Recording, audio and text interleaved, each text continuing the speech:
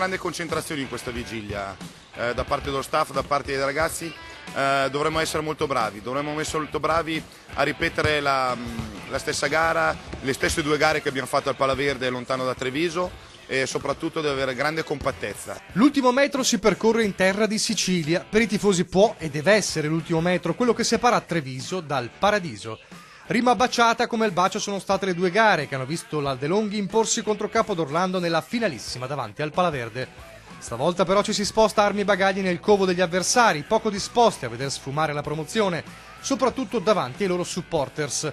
Ma la sensazione di potenza espressa dai ragazzi di coach Menetti sembra inscalfibile. A poche ore dal match la ricetta è sempre una. La grande forza del gruppo di reagire ai momenti di difficoltà e per il resto giocare 40 minuti veramente con grandissima intensità.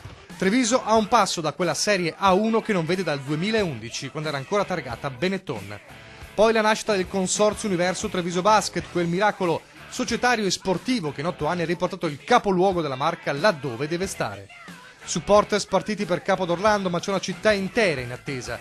E stasera alle 20:45 a San Tommaso, maxi schermo per seguire la gara. Si aspetta il pienone, si spera nella festa, incrociando le dita fino al fischio finale.